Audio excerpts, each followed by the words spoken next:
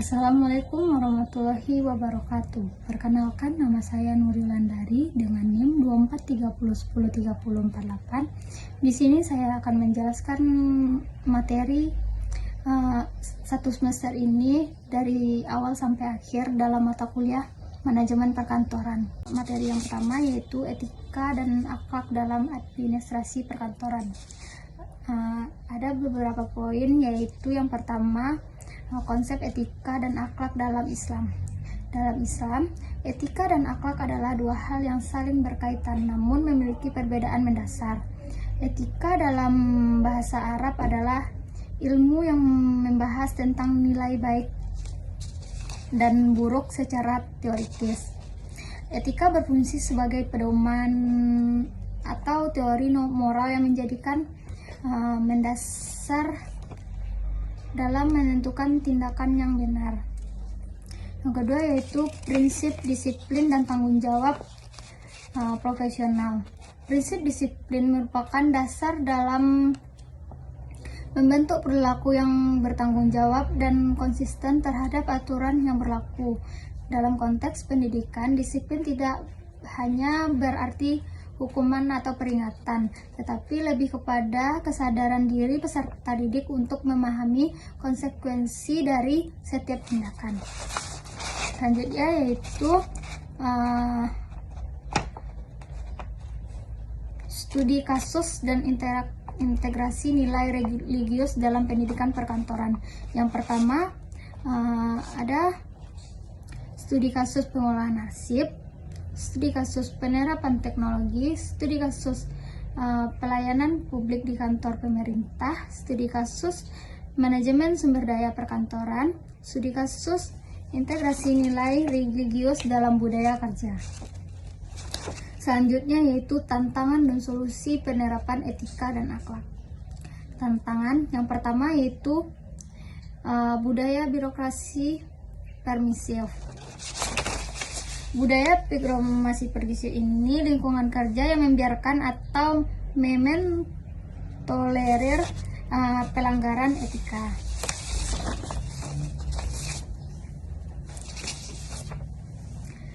Yang kedua yaitu minimnya kesadaran dan pemahaman.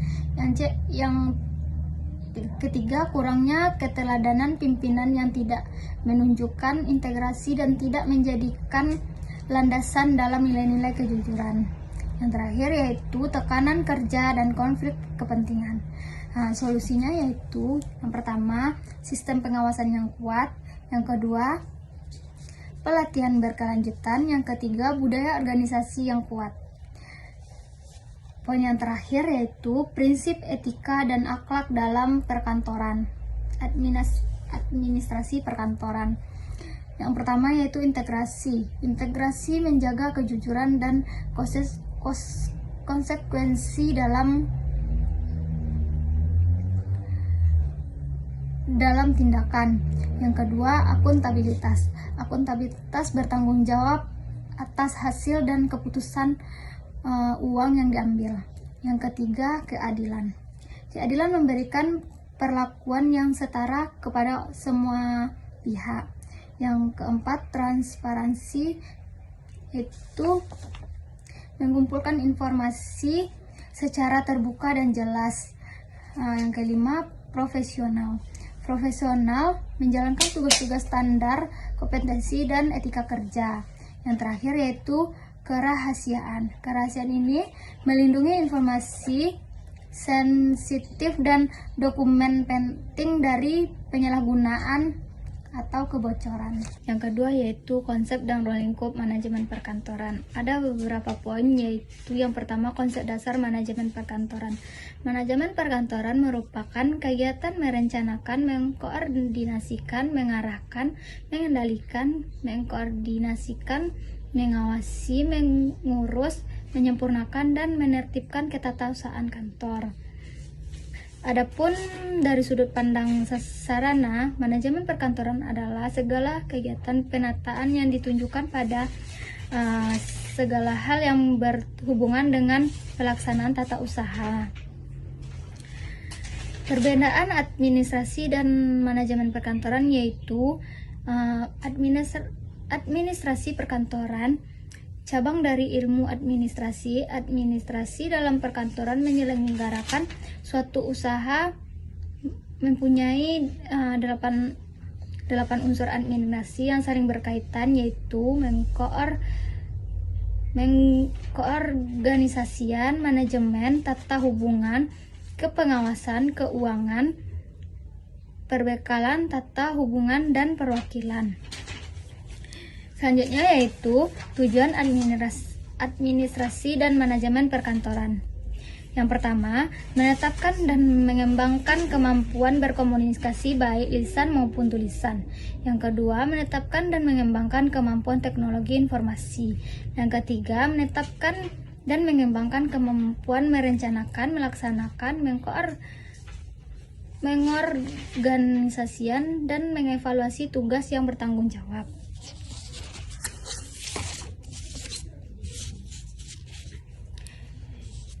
Selanjutnya yaitu fungsi manajemen perkantoran. Yang pertama, perencanaan. Perencanaan proses untuk menentukan tujuan yang akan dicapai serta langkah-langkah yang harus diambil untuk mencapainya. Yang kedua, mengorganisasian, yaitu proses pembekalan tugas, pengalokasian sumber daya, serta mengatur kegiatan secara terkoordinir pada setiap individu. Yang ketiga yaitu pelaksanaan dan kepemimpinan. Salah satunya fungsi dari rangkaian prosedur manajemen perkantoran. Yang keempat yaitu pengendalian. Pengendalian yaitu proses pengukur kinerja, membandingkan antara hasil sesungguhnya dengan rencana serta mengambil tindakan pembetulan yang diperlukan. Selanjutnya yaitu ruang lingkup manajemen perkantoran. Yang pertama yaitu ruang lingkup perkantoran, tempat yang digunakan untuk peniagaan perusahaan yang dijalankan secara rutin. Yang kedua, komunikasi. Komunikasi yaitu proses mengirim dan menerima pesan komunikan merupakan urat nadi kegiatan organisasi. Yang ketiga, pegawai kantor. Pegawai kantor manajemen perkantoran berperan aktif dalam mengatur fungsi dan kedudukan secara teratur. Yang keempat, peralatan dan perlengkapan kantor. Kelima, peralatan. Yang keenam, pembekalan dan keperluan tulis. Yang ketujuh, metode kerja. Yang ke-8, warket. Yang ke-9, pengawasan penjabatan pelaksanaan. Materi selanjutnya yaitu fungsi-fungsi manajemen perkantoran. Yang pertama, manajemen perkantoran adalah ilmu yang berhubungan dengan perencanaan, pengorganisasian, pelaksanaan, pengendalian, semua hal yang berhubungan dengan daur hidup data dan informasi bisnis dalam perusahaan. Manajemen perkantoran meliputi seluruh kegiatan pengaturan yang berkaitan dengan pelaksanaan tata usaha dan sebuah organisasi, sehingga proses tersebut dapat menyediakan informasi yang bermakna untuk mengambil keputusan. Poin yang kedua yaitu fungsi manajemen perkantoran. Yang pertama, perencanaan. Yang kedua, pengorganisasian. Yang ketiga, penggerakan. Yang keempat, pegawai. Kelima, pengawasan. Poin yang ketiga yaitu pengertian perkantoran modern. Pengertian perkantoran modern adalah suatu tempat yang memiliki struktur bangunan besar dan sesuai tuntutan zaman, yang memiliki tata ruang yang baik, profesional, serta sikap memiliki pola pikir yang baik, efektif, dan efisien. Adapun ciri-ciri perkantoran modern yaitu yang pertama, bangunan dan tata letak yang baik. Yang kedua, perabotan, perkakas atau furnitur yang sesuai. Yang ketiga, karyawan yang disiplin dan bertanggung jawab. Yang keempat, bekerja secara analisis, sistematis, rasional, dan terbuka. Yang kelima, memiliki sifat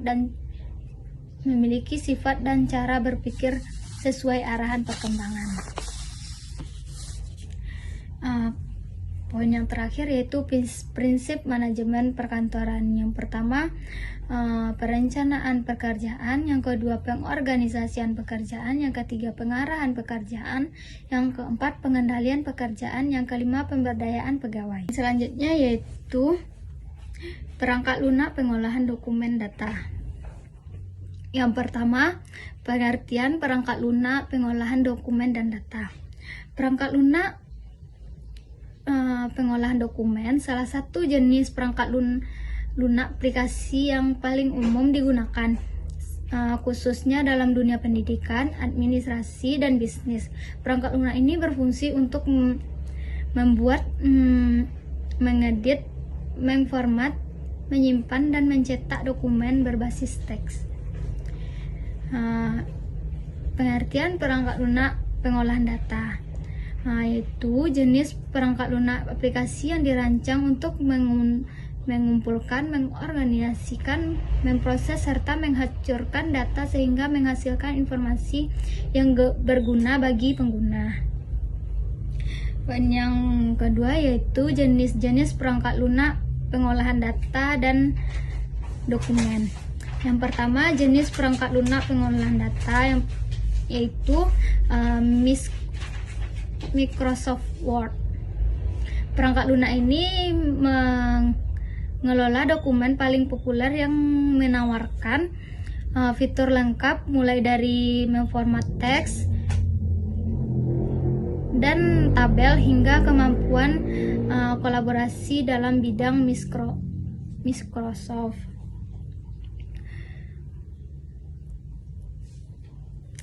Yang kedua, jenis-jenis perangkat lunak pengolahan data.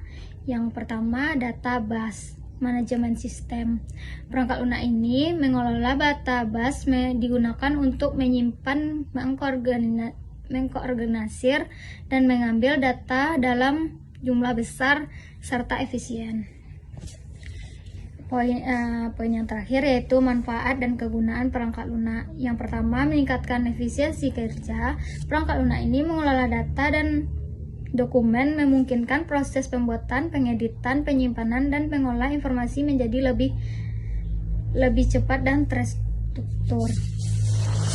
Yang kedua yaitu mengurangi kesalahan manual. Perangkat lunak ini membantu meminimalkan kesalahan yang terjadi dalam pengurangan manual sehingga meningkatkan akurat dan keadilan hasil kerja. Yang ketiga, memudahkan akses dan pengolahan data. Sistem mengolah dokumen berbasis database memungkinkan pengguna untuk menyimpan dan mengakses data dengan mudah. Yang keempat, mendukung pengambilan keputusan. Untuk mendukung pengambilan keputusan yang tepat dan strategis dalam organisasi atau perusahaan. Yang keempat, meningkatkan kolaborasi dan komunikasi. Pengolahan dokumen secara digital memiliki kolaborasi antar pengeditan dokumen secara bersama-sama. Materi selanjutnya yaitu sistem arsip digital dan manajemen basis data. Poin yang pertama yaitu perangkat lunak pengolahan data. Perangkat lunak pengolahan data adalah elemen penting dalam dunia teknologi informasi yang meliputi berbagai jenis program dan aplikasi yang beroperasi di dalam sistem komputer. Salah satu jenis perangkat lunak yang sangat mendasar adalah sistem operasi yang berfungsi untuk mengendalikan dan mengkoordinasi operasi perangkat kertas serta menyediakan antar muka bagi pengguna agar dapat berinteraksi dengan komputer secara efisien. Poin yang kedua yaitu sistem arsip digital manajemen berbasis data. Pertama, sistem arsip data. Arsip data segala jenis informasi atau dokumen yang disimpan, dikelola, dan diakses dalam bentuk digital, bukan dalam format fisik seperti kertas atau film.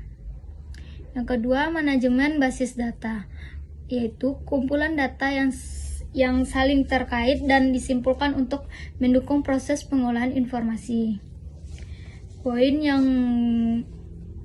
ketiga yaitu otomatisasi proses administrasi perkantoran. Yang pertama, pengertian otomalisasi dan administrasi. Pengertian otomalisasi yaitu menurut Kamus Besar Bahasa Indonesia adalah penggunaan tenaga manusia dengan tenaga mesin yang secara otomatis melakukan dan mengatur pekerjaan sehingga tidak memerlukan lagi pengawasan. Yang kedua yaitu pengertian administrasi secara etimologis, yaitu istilah administrasi berasal dari bahasa Inggris administration yang bentuk infinitifnya adalah to administer. Selanjutnya yaitu otomalisasi administrasi perkantoran. Penggunaan teknologi seperti perangkat lunak dan sistem untuk menggantikan atau menyederhanakan tugas-tugas melalui seperti pengelolaan dokumen, pengarsipan, dan komunikan yang meningkatkan efisien dan produktivitas. Yang selanjutnya yaitu tujuan administrasi perkantoran. Yang pertama, menyajikan data dan juga menyampaikan informasi yang lengkap. Yang kedua, pengawasan pekerjaan kantor dan juga administrasi agar memastikan terlaksananya. Yang ketiga, menerapkan kebijakan perusahaan. Yang keempat, melakukan diskusi dengan karyawan tersebut. Yang kelima, memberikan perintah kerja atau pelatihan pada pegawai. Yang keenam, menjalankan pemantauan. Dan yang terakhir yaitu melaksanakan proses perekrutan karyawan. Materi selanjutnya yaitu identifikasi masalah administrasi dan teknik analisis akar masalah. Administrasi adalah fondasi dari setiap organisasi yang ingin berjalan dengan tertib dan terarah. Tanpa administrasi yang baik, bahkan ide paling brilian pun bisa gagal dalam melaksanakannya. Secara umum, administrasi dapat diartikan sebagai kegiatan pengolahan dan pengorganisasian sumber manusia baik finansial maupun material untuk mencapai tujuan tertentu secara efektif dan efisien. Poin selanjutnya yaitu permasalahan yang sering terjadi dalam kegiatan administrasi di lingkungan kerja. Yang pertama, komunikasi yang buruk. Kedua, dokumen dan pengarsipan tidak terstandarisasi. Yang ketiga, ketidaksesuaian antara soft dan praktik lapangan. Yang keempat, kurangnya evaluasi dan monitoring berkala. Yang kelima, kurangnya kompetensi sumber daya manusia dalam administrasi. Selanjutnya yaitu cara mengidentifikasi masalah-masalah administrasi secara sistematif. Yang pertama, analisis lingkungan organisasi. Yang kedua, pengumpulan dan analisis data. Yang ketiga, pemetaan masalah. Yang keempat, observasi langsung. Dan yang terakhir yaitu wawancara survei pegawai. Selanjutnya yaitu teknik root cause analisis dan pengarsipan dalam menjelaskan masalah administrasi. Yang pertama, metode 5Y. Yang kedua, Piston diagram. Yang ketiga, timeless analysis. Yang keempat, barrier analysis. Yang poin selanjutnya yaitu manfaat penggunaan RCA dalam peningkatan efektivitas penyesuaian masalah administrasi. Yang pertama, mencegah kronologi masalah. Yang kedua, meningkatkan efisien operasi. Yang ketiga, memperkuat soft dan sistem pengawasan. Yang keempat, meningkatkan kepercayaan stakeholder. Yang kelima, mendorong perbaikan berkelanjutan.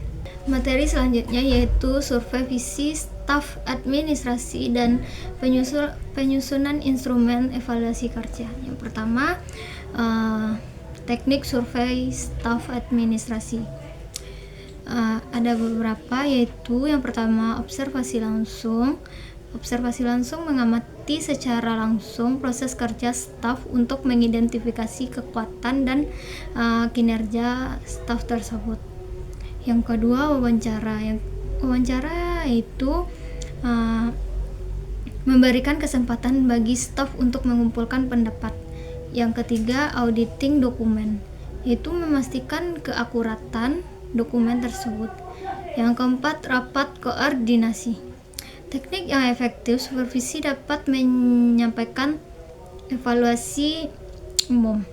Yang kelima, pemberian umpan balik. Pemberian umpan balik itu teknik supervisi yang tidak boleh diabaikan.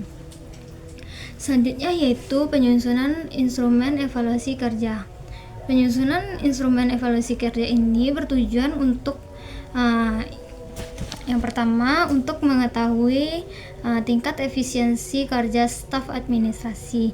Yang kedua, adanya instrumen evaluasi. Pimpinan dapat memperoleh data yang objektif melalui beberapa jauh kinerja staf. Kelima, yang ketiga yaitu membantu dalam menemukan hambatan kerja sehingga dapat dicari solusi perbaikan secara tepat. Yang keempat yaitu mendorong terciptanya profesional staf administrasi. Adapun prinsip-prinsip penyusunan instrumen evaluasi yaitu yang pertama rehabilitas, yang kedua validasi, yang ketiga keterbukaan dan keadilan. Adapun komponen yang dinilai dalam instrumen evaluasi yang pertama komponen teknis, yang kedua disiplin kerja, yang ketiga etika dan sifat profesional. Poin selanjutnya yaitu analisis hasil evaluasi dan tindak lanjutan. Yang pertama interpretasi data evaluasi, yang kedua identifikasi kekuatan dan kelemahan, yang ketiga penyusunan rekomendasi perbaikan, yang keempat tindak lanjut dalam pembinaan pengembangan, dan yang kelima monitoring dan evaluasi berkelanjutan. Materi selanjutnya yaitu komunikasi efektif dalam konteks perkantoran. Komunikasi kantor dapat diartikan sebagai proses dari penyalinan ide, pengolahan data menjadi informasi dan menyampaikan pesan oleh pihak-pihak yang berwenang kepada pihak lain yang membutuhkannya dengan menggunakan media komunikasi kantor untuk menimbulkan tindakan dalam mencapai tujuan organisasi secara efektif.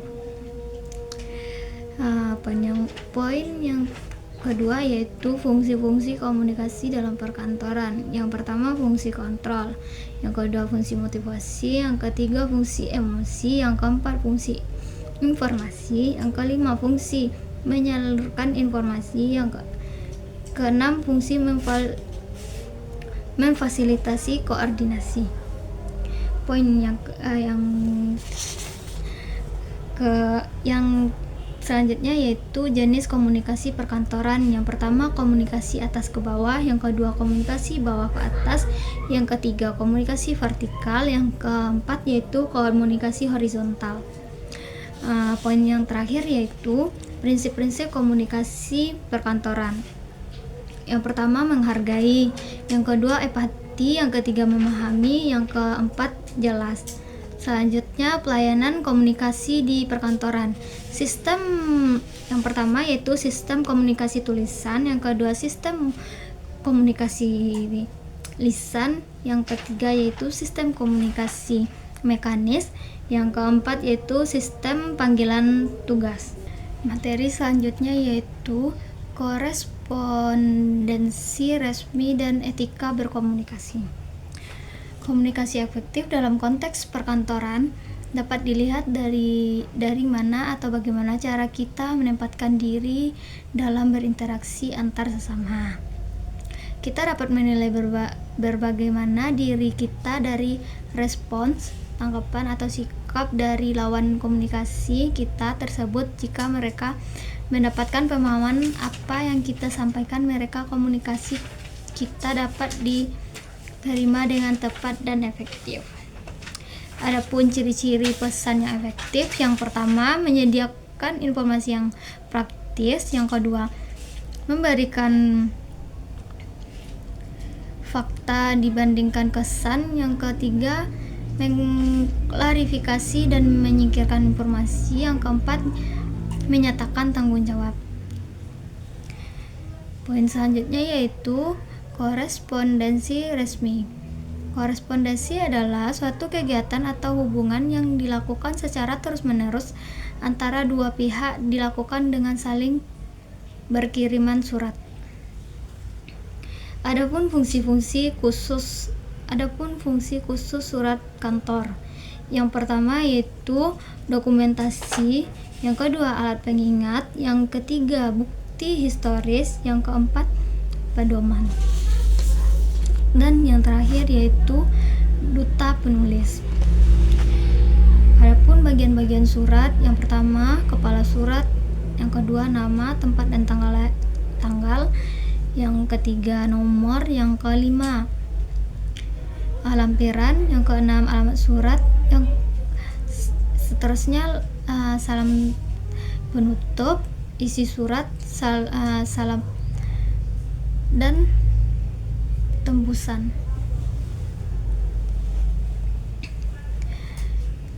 Adapun beberapa bentuk surat, yaitu yang pertama kelompok surat perihal dan kelompok surat berjudul. Poin yang terakhir yaitu membangun jaringan kerja melalui media digital. Yang pertama yaitu membantu individu membangun interaksi dengan orang lain dengan cara yang terbuka bagi siapapun. Yang kedua, platform media sosial. Yang ketiga, jenjang sosial daring menawarkan cara sederhana dan logis bagi anggota kelompok kerja yang sama untuk mengidentifikasi rekan kerja mereka bersama keahlian dan mengetahui yang sama.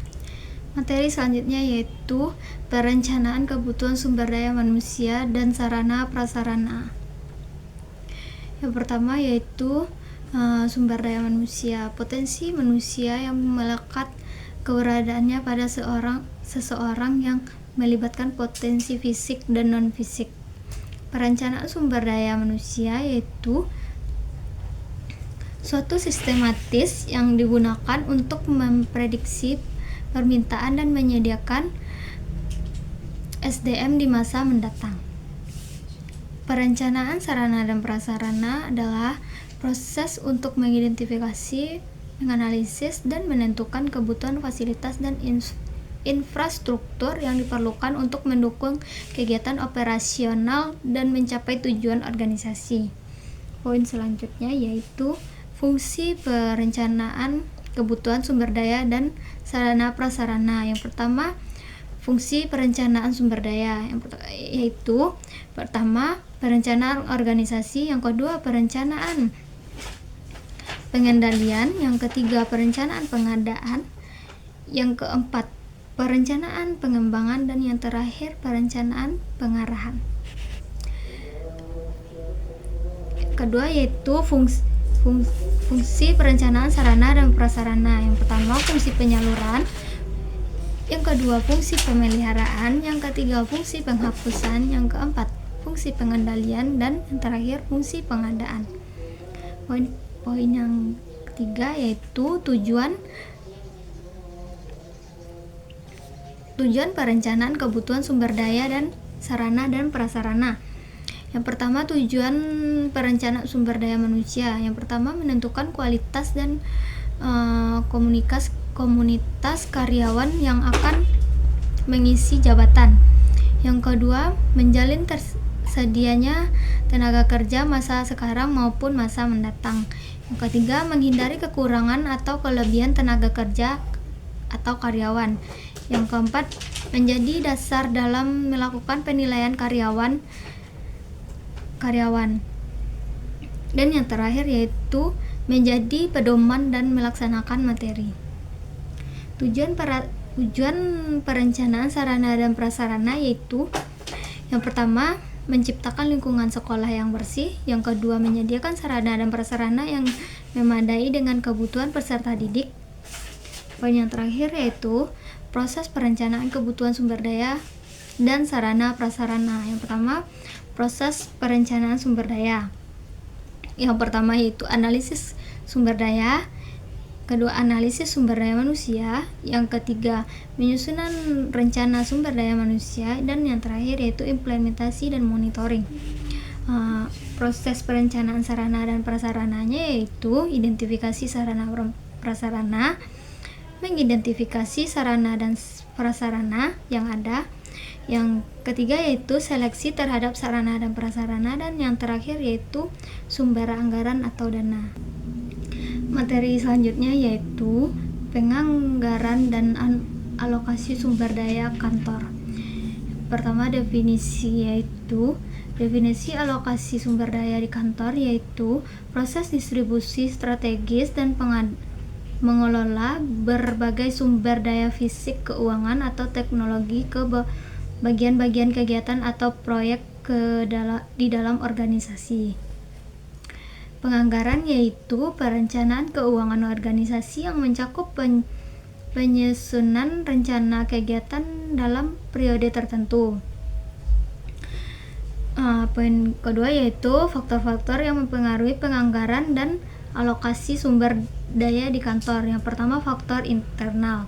Yang pertama, rencana strategi dan tujuan organisasi. Yang kedua, kualitas sumber daya manusia. Yang ketiga, kinerja masa lalu. Yang keempat, ketersediaan sumber daya. Dan yang kelima yaitu komitmen manajemen dan seluruh komponen organisasi. Kedua, faktor eksternal. Yang pertama, kondisi ekonomi mikro.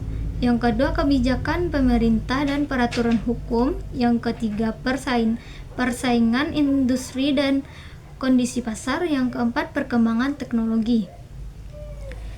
Poin yang ketiga yaitu tujuan yang dihadapi dalam pengangguran dan alokasi sumber daya di kantor. Yang pertama, tantangan utama dalam pengangguran dan alokasi sumber daya kantor. Yang pertama, ketidakakuratan perakiraan. Yang B, alokasi yang tidak efisien dan tidak merata. Yang terakhir yaitu kurangnya transportasi dan akuntabilitas. Kedua, strategi efektif atau cara untuk mengatasi tantangan penganggaran dan alokasi sumber daya kantor. Yang pertama, menerapkan anggaran berbasis kinerja. Yang kedua, optimalisasi penggunaan teknologi dan analisis data.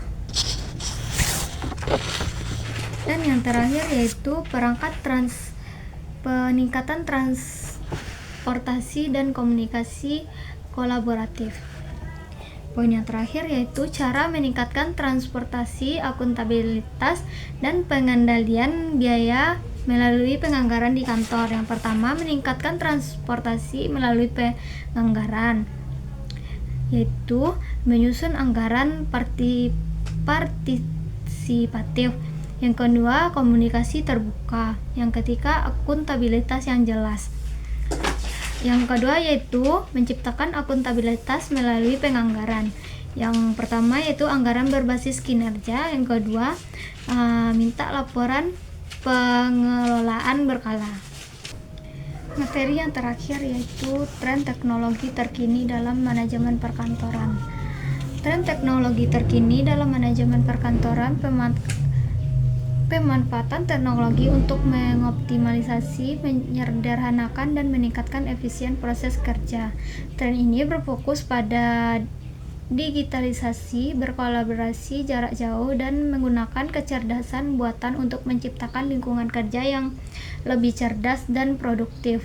Tujuannya yaitu untuk mengurangi tugas manual, memfasilitasi komunikasi yang lancar, dan melancarkan akses informasi kapan saja dan di mana saja.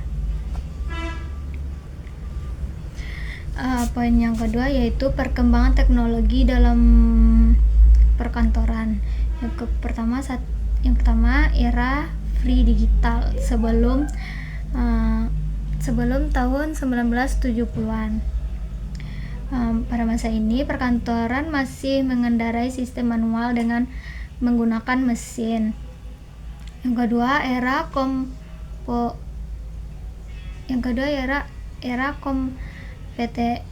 komputerisasi awal pada tahun yaitu 1970 sampai 1980-an. Periode ini ditandai dengan memunculkan komputer, mainframe, dan milikomputer. Yang ketiga yaitu era personal komputer pada tahun 1980 sampai 1990-an.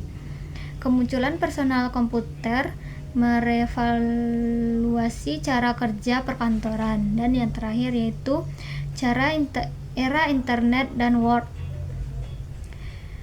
Internet mengubah paradigma komunikasi, akses informasi, email, menggantikan surat pos sebagai alat komunikasi utama. Poin selanjutnya yaitu jenis-jenis tren teknologi perkantoran. Yang pertama, AI. AI adalah cabang komputer yang berfokus dalam mengembangkan sistem atau mesin yang memiliki kemampuan untuk melakukan tugas yang biasanya memerlukan kecerdasan manusia. Yang kedua yaitu kompetensi kuantum. Istilah yang merujuk pada pengetahuan keterampilan yang diperlukan untuk bekerja. Yang ketiga, teknologi kesehatan digital. Penggunaan teknologi informasi dan komunikasi untuk meningkatkan kesejahteraan dan kesehatan. Poin selanjutnya yaitu dampak positif dan negatif tren teknologi perkantoran. Yang pertama, dampak positif. Dampak positif meningkatkan produktivitas dan efisien. Yang kedua, meningkatkan kualitas kerja. Yang ketiga, kemudahan akses informasi. Yang keempat, fleksibilitas dan keterampilan baru. Yang kedua, dampak negatif. Dampak negatif yaitu potensi pengangguran. Kedua, biaya tinggi. Yang ketiga, ketergantungan pada teknologi. Dan yang terakhir, berkurangnya interaksi sosial. Poin yang terakhir, yang kelima yaitu tantangan dalam tren terkini teknologi manajemen perkantoran. Yang pertama, transportasi digital yang terencana. Yang kedua, pengolahan lingkungan kerja. Yang ketiga, keamanan data yang kuat. Dan yang keempat yaitu pengolahan budaya kerja yang beragam. Poin yang terakhir yaitu keterampilan yang dibutuhkan pegawai kantor di era digital. Yang pertama, literasi digital. Yang kedua, komunikasi daring. Yang ketiga, manajemen informasi. Yang keempat, kolaborasi daring. Yang kelima, pemecahan masalah. Dan yang terakhir yaitu adaptasi. Sekian penyampaian materi dari saya. Kalau ada salah kata, saya mohon maaf. Wabillahi taufiq wal hidayah. Assalamualaikum warahmatullahi wabarakatuh.